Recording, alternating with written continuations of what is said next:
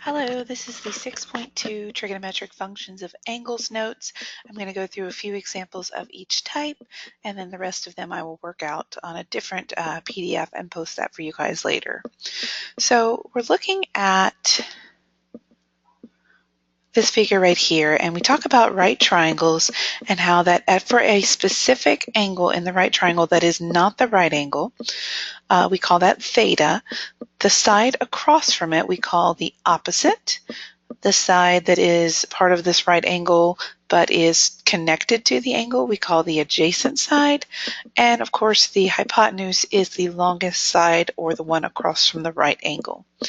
So the definition of the trigonometric functions of an acute angle of a right triangle have to do with, and I always remember this by SOHCAHTOA. That tells you the first three, and then if you know those, then the others are the reciprocals of those. So sine of theta is so opposite over hypotenuse, and cosine of theta is ka, which is adjacent over hypotenuse, and then tangent of theta is toa, which is opposite over adjacent. Now, the sine of theta has a reciprocal called cosecant. So you can look down here and see that cosecant is the opposite or reciprocal of sine. So it would be hyp over opposite, and secant is the reciprocal of cosine, so it'll be hyp over adjacent, and then cotangent is the reciprocal of tangent, so it is adjacent over opposite. So here are all the reciprocal properties. You can use these if you know, like if you know cosecant of theta is 4 over 5, then you would know sine would be 5 over 4. You can use those kind of properties to figure out other ratios. So we're going to look at these examples, and I'm going to do number 3 and number 5 together with you. It says find the values of the 6 trigonometric functions for the angle theta included in the picture. So if we look at this first one, this is theta, so that means this is opposite, this is hyp, because it's across from 90, and this one would be the adjacent. So sine of theta is opposite over hyp, so that's going to be 4 over 5. Cosine of theta is adjacent over hyp, so that's going to be 3 over 5. And tangent of theta is going to be opposite over adjacent, so that would be 4 over 3. Once you know those three, you just flip all of those fractions to get the reciprocals. So this will be 5 over 4 for cosecant. For secant, it would be 5 over 3. And for cotangent of theta, it will be 3 over 4. When you are writing this out, it is important that you put the theta here, because sine by itself doesn't make sense. It has to be sine of an angle, and then you need the equal sign. Now for number 5, the problem here is that we don't know all 3 sides of our triangle.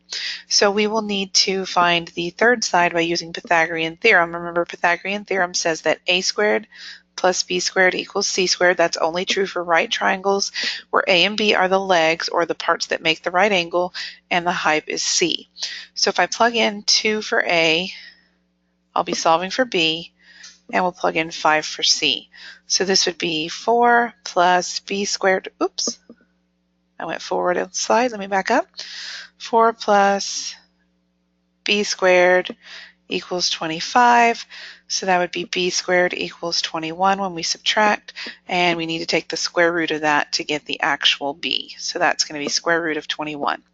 So then our ratios would be sine of theta would be opposite, which is 2, over hyp, which is 5. Cosine of theta would be adjacent over hyp, so that's square root of 21 over 5. And tangent of theta would be opposite over adjacent, which is 2 over the square root of 21. Now we do not leave our radicals in the denominator. To rationalize that, you multiply top and bottom both by the square root of 21. So that will be 2 square root of 21 over 21, because the square root of 21 times the square root of 21 is just 21. Now for the reciprocals, I'm going to kind of write over in this area a little bit. Cosecant would be 5 over 2. Secant is going to be 5 over square root of 21, so we'll rationalize that. That'll be 5 square root of 21 over 21. And then when I flip the tangent, I'm going to flip it in its original form, because it'll actually just end up being square root of 21 over 2. Okay, so this next slide is over the special right triangles, 30, 60, 90 and 45, 45, 90. This shows you that you derive the formulas, or the side lengths, I should say, for the 60, 30, 60, 90 by thinking of a 60 degree, 60 degree, 60 degree, or equal angular, equilateral triangle. So notice all the sides are actually 2. If you split that 60-degree angle in half, then you are able to say that this would just be 1 because it's half of that whole length. And then using Pythagorean theorem, you find that the height of this triangle is square root of 3. A way that I like to think of it is whenever I do my 30, 60, 90 triangle, I like to think of this as if I wanted the hypotenuse to be 1, like if I was on a unit circle, which is something we're going to talk about, I would divide this by 2. So if you divide everything by 2, you end up getting what we're going to see on our unit circle. 60 degrees is the square root of 3 over 2, 30 degrees is across from 1/2, and 90 is across from 1. Same thing here, if you wanted this 45, 45, 90, notice that the two sides are exactly the same because that's both 45 degrees, so the sides are equal. And then when we use Pythagorean theorem, we get square root of 2 for the hypotenuse. But if you want to think of that as the hypotenuse being 1, you would divide everything by the square root of 2. So then that would be 1 over the square root of 2 and 1 over square root of 2. So if you rationalize that, that's how they get the square root of 2 over 2. So you'll notice that you can pick these off by just making the ratios of, like, sine of 30 degrees is opposite over height, so that's 1 over 2. Cosine of 30 degrees is adjacent over height. So the same thing happens when you do it this way. So our pi over 6, which is 30 degrees, the sine of that is 1/2, the cosine of that is square root of 3 over 2, the tangent is square root of 3 over 3, and then these are the reciprocals. Pi over 4, which is 45 degrees, notice sine and cosine are both square root of 2 over 2, tangent is 1, and then you get the reciprocals for the others. And pi over 3, which is 60 degrees, is the exact opposite of the 30 degrees. So you get square root of 3 over 2 for sine, 1/2 for cosine, and square root of 3 for tangent. And of course you get the reciprocals. So we're going to be talking about that a lot more as we start designing our unit circle. Okay, so let's use some of this information to solve some of these triangles.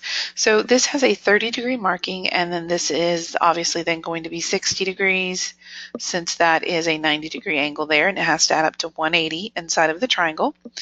And they tell you that across from the 30 degree is 4. Now, another way of thinking of those 30, 60, 90 triangles and the 45, 45, 90 is a little formula that I like to think of, and I'm going to use an N to show you this. If you let n be the smallest side, then we learned from the previous page that the 60 was n times the square root of 3, and the 90 degree was double n. So if we think about it this way, this is the 30 degrees, so that means that 4 is n. So that means that x has to be double n, so x is going to be 8.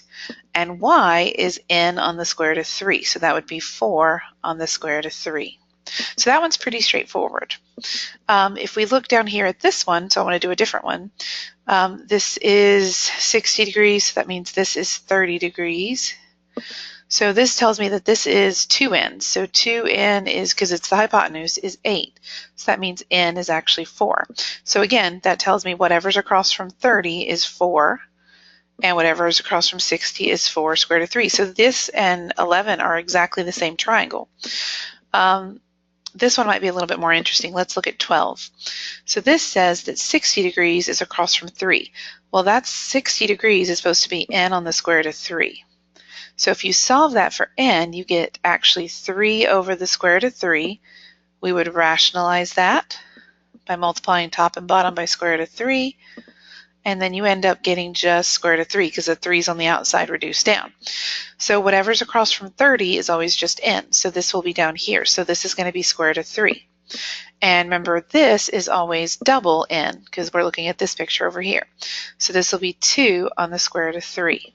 So those are all the sides for that one. And then for number 13, this is a 45, 45, 90. For the 45, 45, 90, I'll use the letter P here. The two sides that are across from 45 degrees are exactly the same, and the hypotenuse is always that times the square root of 2. So if this is 7, then the other 45-degree angle side is also 7, and this will be 7 on the square root of 2. Where it becomes a little bit more complicated is if you have a number without the square root of 2 for this. So this would say P square root of 2 equals 10. So that means that P equals 10 divided by square root of 2. We'd rationalize that. So that's 10 square root of 2 over 2, which is 5 square root of 2. So that means both of these sides are 5 square root of 2. And I'll leave that last one as an extra one that I'll do later. Okay, so for 17 through 22 here, it says find the exact values of the trigonometric functions for the acute angles theta.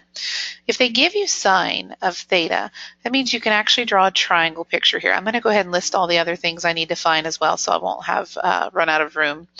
I need cosine of theta, I'll need tangent of theta, I'm going to need cosecant of theta, which is immediately from this one. I can just say that's 5/3. I'll need secant of theta, and I'll need cotangent of theta. So if I have and it doesn't matter how you draw your angle, as long as you have a right triangle, put your theta there. Sine is 3 over 5, so that means opposite over hype. I would use Pythagorean theorem to solve for the other side, so this is 3 squared plus b squared equals 25, or excuse me, 5 squared. I'm jumping ahead. So that's going to be 9 plus b squared equals 25. Subtract, you get 16. Take the square root, you get 4.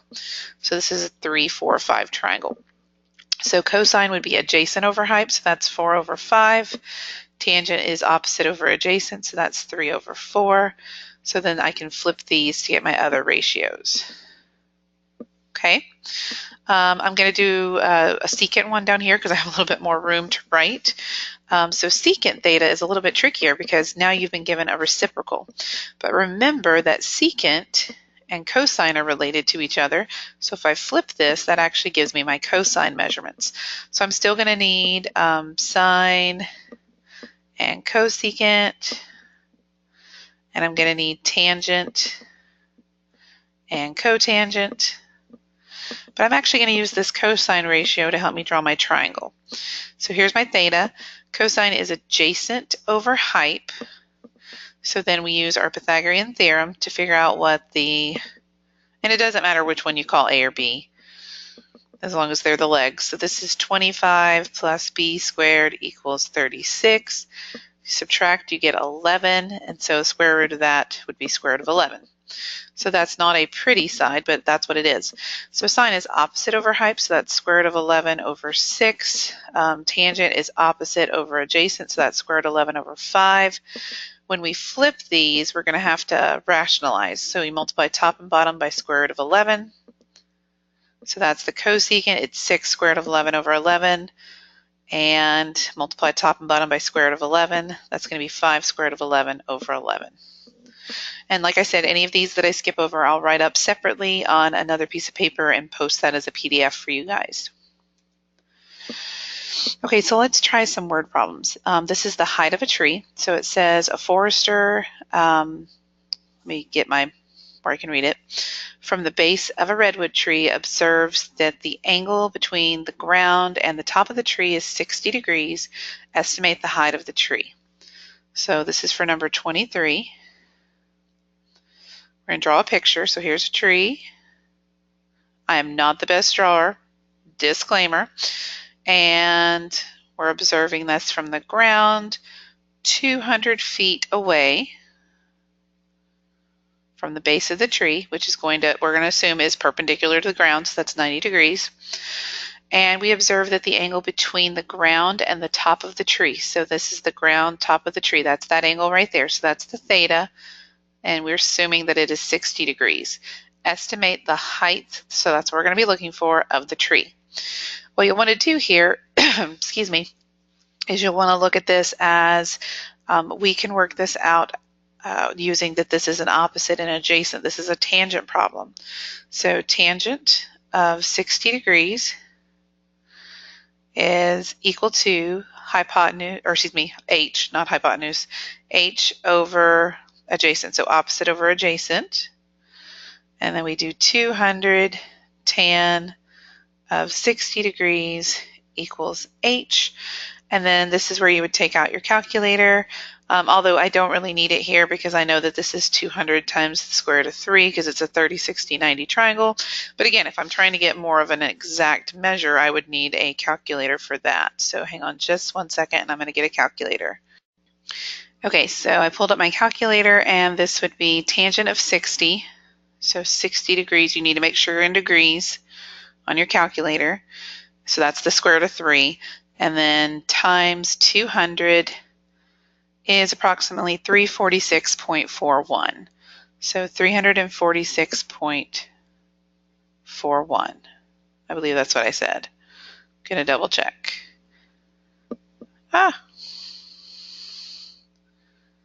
Sorry, my pen's very funny. 346.41, and that's going to be in feet. So let me pull this back up and we'll write that in. So 346.41 feet. Okay, I'll work number 24 out as an extra one just to keep this video shorter. So let's look at maybe 25 or 26. Let's do 25. So it says Stonehenge in Salisbury Plains, England, was constructed using solid stone blocks weighing over 99,000 pounds each. Lifting a single stone required 550 people who pulled the stone up a ramp inclined at an angle of 9 degrees. Approximate the distance that a stone was moved in order to raise it to a height of 30 feet. So there's a lot of numbers in this problem, but most of them don't have to do with anything that they've asked. They've asked us for the distance. So how many pounds it is and how many people were required don't have anything to do with the distance. So if we think of this, we know about the incline of this ramp. So it was 9 degrees. And we know that it was going to raise it to a height of 30 feet. And we're looking for the distance that they had to travel. So again, this is going to be tangent because this is opposite and adjacent. So this would be tan of 9 degrees equals 30 over d. Think about that as being tan of 9 degrees over 1 equals d, 30 over d. So we're going to cross multiply. So this is d times tangent of 9 degrees equals 30 times 1. And then we'll divide by tangent to get the final answer. So this is 30 divided by tan of 9 degrees. So we'll need to get our calculator, type this in, and we can get that estimate. So just because there's numbers in a word problem does not mean that they are always used, because sometimes they give you just, I want to call them extra pieces of information, just to see if you're paying attention to what the question is. So okay, got my calculator back out, and I'm doing 30 divided by, and I'm going to put this in parentheses just to be safe. It's 9 degrees again, and it's tangent. Close that parentheses, and we're dividing by that whole thing. So I'm getting 189.41, and that would be in feet because we are raising it in feet. So we're looking at the distance in feet. So 189.41. So let's write that in.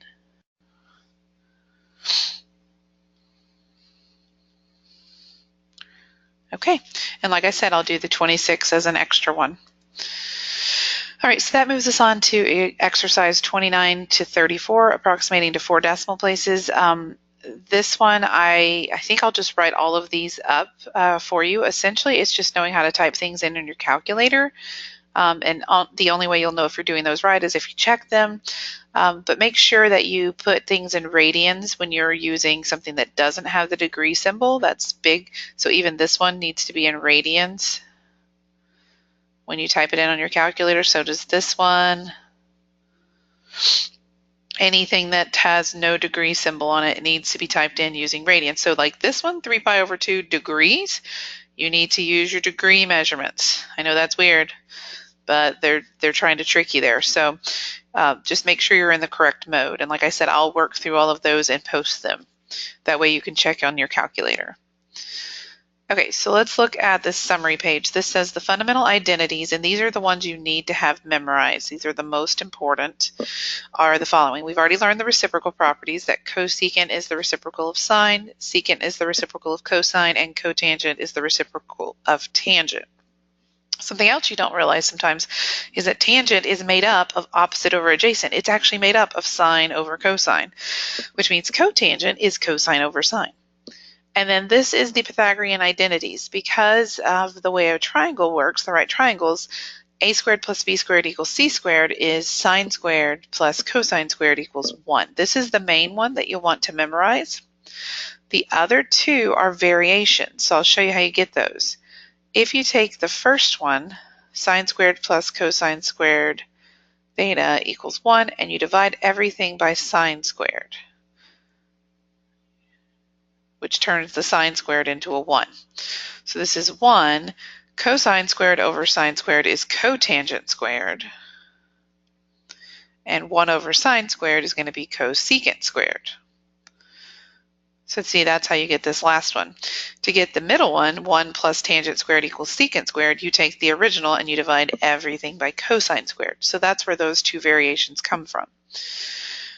Now, this last part right here says the definition of the trigonometric functions of any angle. If you put your angle in standard position, which means, remember, that your angle has its initial side on the x-axis and its terminal side is somewhere over here or in any of the quadrants, okay, then this theta has a relationship. So we can kind of mirror image this and make a triangle over here. The relationship is that the y distance is now our opposite of the angle, the x distance is the adjacent side, and the r, or radius, if you imagine this being a circle around here, is going to be the hypotenuse. So this is opposite over hype is y over r, cosine is adjacent over hype, which is x over r, tangent is opposite over adjacent, which is y over x, and then all of those are just the flips. And r stands for the square root of x squared plus y squared. It's the hypotenuse of this triangle. So it's a squared plus b squared equals c squared, and they've taken a square root.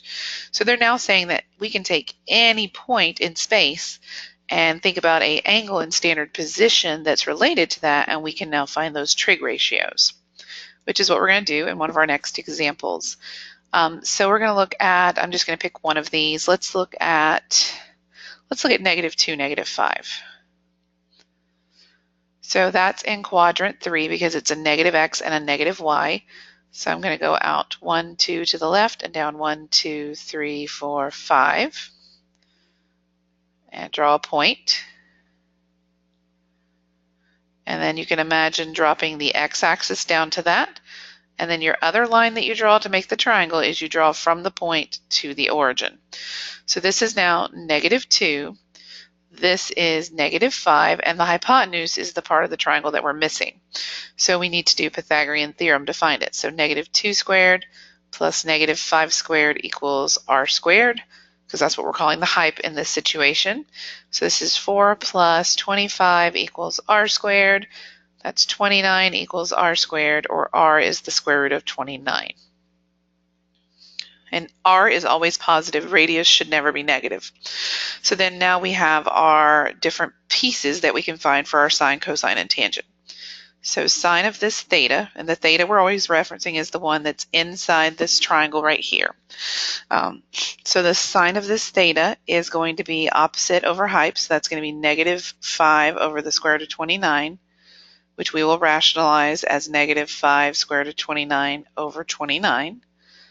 Cosine of theta is going to be adjacent over hype, so -2 over square root of 29, which if you rationalize it is -2 square root of 29 over 29. Tangent of that theta is opposite over adjacent, which is actually negative over negative, so it's going to be +5 over 2. And then we just flip to get all of our reciprocals. So this will be negative square root of 29 over 5. I always just flip from the original when it was, because then the radical's on top. And then secant is going to be negative square root of 29 over 2. And cotangent is going to be 2 over 5. So there are my 6 trigonometric ratios.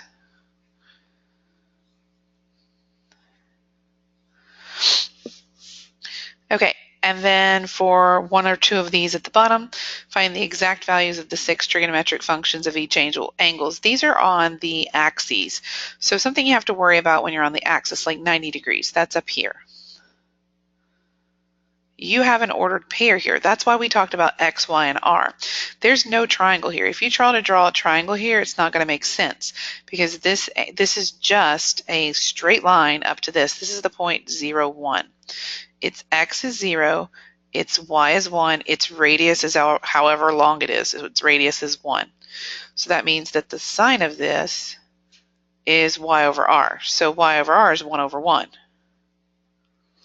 The cosine of this theta is going to be X over R. So that's 0 over 1, which is just 0. And then the tangent of theta is y over x, because remember that was in our property page. So that's opposite over height, or excuse me, adjacent. I always want to say height, but it's opposite over adjacent. So that's 1 over 0, which means that is undefined. Okay, and then for the reciprocals, we would have that cosecant would still be 1. Secant, so if it's 0 here, if you flip it, 0 becomes on the bottom, so that's going to be undefined. And this one was undefined already, so the 0 is on the bottom. If we flip it, the 0 goes on the top, and it's just 0. So if you have a 0 or an undefined, its reciprocal is always the opposite thing. And again, I'll work through the rest of those on a piece of paper, post that for you guys so you can check them. All right, so we're getting close to the end of this video. I knew we were kind of going long. This is really important for you to be successful in trig, is for you to know about the quadrants and which signs different trig ratios have in different quadrants. So the way I remember this is I say that all science teachers, crazy. There's the word are in there, but we don't really say it. So all science teachers are crazy. In quadrant 1, all of the trig ratios, all 6 of them are positive because X, Y, and R are all positive in this quadrant. In quad 2, X's are all negative. So that means that only sine and cosecant are going to turn out positive because that's the only ratio that doesn't use X at all. So sine and cosecant are part of the sine family. So notice sine. So sine is positive, which means cosecant's positive. Everything else is negative in this. So all the ratios would be negative in quad 2 except for those 2. Down here, this is negative ordered pairs for X and Y. The only time you can get a positive is if you put X and Y together. So tangent and cotangent would then turn into positives. So this is the teachers, so the tangent family. And then down here, the Y's are negative and the X's are positive, so you get that the cosines and secants are positive, but everything else is negative. So all science teachers are crazy. Okay, so all they're giving us in 87 is some information about if the cosine or sine and tangent are positive or negative. That tells us what quadrant we're in. So cosine is positive and sine is negative. So for cosine to be positive, you're either in quad 1 or quad 4 because that's where all of them are positive and cosine family is positive. But because sine is negative, we can't be in the all positive region. So this one is in quad 4. And we know that just because of these signs that they're telling us about. Sine is negative and cotangent is positive. Cotangent is the tangent family. Remember, that's the reciprocal there. So I always find that it's easier to talk about what's positive. So if tangent is positive, that happens in quad 1 and quad 3. Sine is negative, supposed to be, so that means we have to be in quad 3 because in quad 1, they're all positive. Cosecant is positive and secant is negative because it's greater than 0 or less than 0 here. So for cosecant, that's the sine family. So that means you're either in quad 1 or quad 2. But because secant is negative, we cannot be in quad 1 because that would mean that we are saying that cosine is negative. So this is quad 2. And for the last one on this one, secant is negative and tangent is positive. So tangent is positive in quads 1 and 3, But for secant to be negative, you're talking about cosine being negative, so it can't be quad 1. So this has to be quad 3. So just by knowing a little bit about the angles and whether or not they're positive or negative, you can figure out which quadrant you should draw your triangle in. Okay, so I'm going to pick maybe one or two of these, and we're going to work through to get the other trig ratios, and I believe this is the end of the slideshow. So using the fundamental identities to find the values of the trig functions for the given. So let's look at one that may be a little easy first. So let's do 91. So sine is negative 5 over 13. So that means automatically cosecant is negative 13 over 5. I know that by the reciprocal property, that sine and cosecant are reciprocals of each other. Secant, remember, is related to cosine. So sine is negative and cosine is positive. That means that we are in quad 4 because cosine is positive in 1 and 4, but sine is negative, so we have to be down in 4. The reason that's helpful is that's how I'm going to draw my picture. I'm going to draw a theta angle, and remember you always draw your triangle so that the x-axis, you draw vertically down from that. Your theta is at the origin, and this would be opposite over hype. And I know the negative is going with the opposite because the hype is the radius and it can never be negative. So then I would use Pythagorean theorem to find that other length.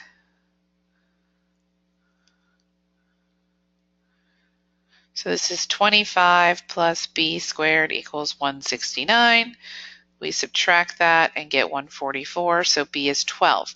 Now, when you take a square root, you can write plus or minus 12, but because I'm in quad 4, I know that the x here is actually positive. That's why you need to know what quadrant you're in, because that'll help you decide that other side whether you need to write a plus or a minus. So then now I have everything I need to get the other ratios. So I'm going to say that, let's see, we've got sine and cosecant, so cosine is 12 over 13, and secant then would be 13 over 12. Tangent is opposite over adjacent, so that's negative 5 over 12, and cotangent would be negative 12 over 5. So notice that we did get cosines being positive, so the cosine family is positive, and everything else came out negative. So let's do maybe at least one more. Let's do this secant one down here maybe. So this says secant of theta is 4, so I'm immediately going to write that cosine of theta is 1 over 4, because that would be the reciprocal of that. So this is a cosine that is positive, so that means we're either in quad 1 or quad 4, and sine is related to cosecant, so my sine is also positive. So that means sine and cosine are both positive. The only time you get two different families to both be positive is if you're in quad 1. So we're drawing up here in quad 1. So then this would be cosine, which would be adjacent over hype, and we're looking for the height right here. So this would be 1 squared plus b squared equals 4 squared. That's 1 plus b squared equals 16, or b squared equals 15, so square root of 15. And it is going to be positive since we're in quad 1. So then I can get my sine of theta, which would be opposite over hype, so that's square root of 15 over 4. My cosecant is going to be 4 over the square root of 15, which rationalizes to 4 square root of 15 over 15. My tangent of theta is opposite over hype, or adjacent. I always want to say hype, sorry. Opposite over adjacent for tangent, OA. So that's square root of 15 over 1, which is just square root of 15. And cotangent would be 1 over the square root of 15, which is square root of 15 over 15. All right, I'm going to do another video for 6.3, but like I said, I'll write up all these extra examples as well, and then hopefully we'll be all caught up for when we come back to class next week. I should be back. My daughter's doing much better, so hopefully you guys, with the subs and what I'm doing, you will feel confident in the material.